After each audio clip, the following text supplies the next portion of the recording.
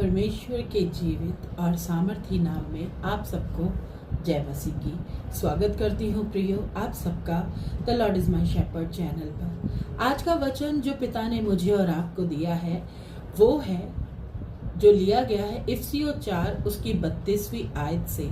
और टॉपिक है आज का, एक दूसरे के अपराध क्षमा करो।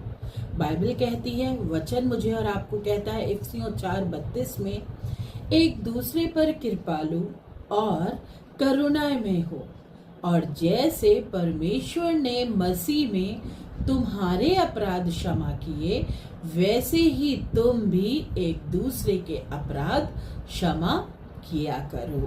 प्रियो, आज का बाइबल वचन केवल पढ़ने या सुनने के लिए नहीं है, बल्कि जीवन में उतारने के लिए है दिया गया है। आज हमें संसार सिखाता है कि जिसने चोट पहुंचाई उसे कभी मत भूलो, उसे कभी माफ मत करो।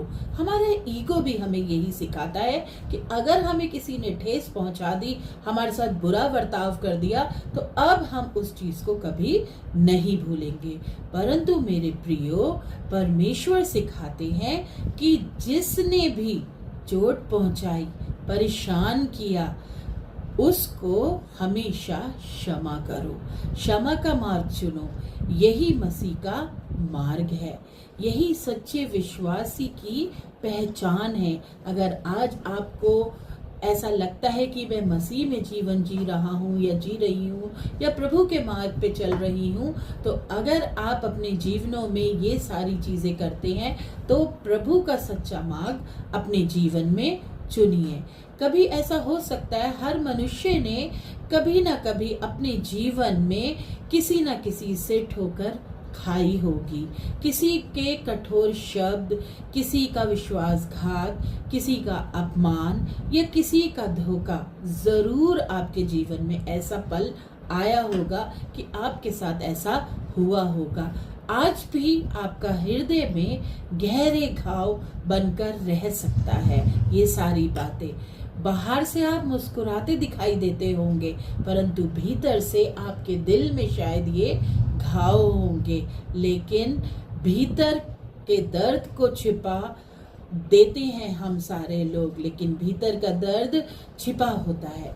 ऐसे समय में परमेश्वर का वचन हमें पुकारता है और वो एक दूसरे पर करुणा और कृपालु होने को बताता है। जैसे हमने इफिसियों 4:32 में पढ़ा, एक दूसरे पर कृपालु और करुणाए में हो। करुणा का मतलब, कृपालु का अर्थ जो है वो दया दिखाना है। दया दिखाने का अर्थ ये बिल्कुल भी नहीं होता कि हम दूसरे को दया दिखाएं, बल्कि हमें दूसरे के दर्द को समझना है, उसकी कमजोरियों को समझना है, उसकी कमजोरियों को पहचानना है और उसके साथ वैसा ही व्यवहार करना है जैसा परमेश्वर मेरे और आपके साथ करते हैं। हमें करुणा का वो गुण जो है वो कठोर हृदय को भी कोमल बना देता है। जहाँ करुणा होती है वहां पर परमेश्वर की उपस्थिति होती है।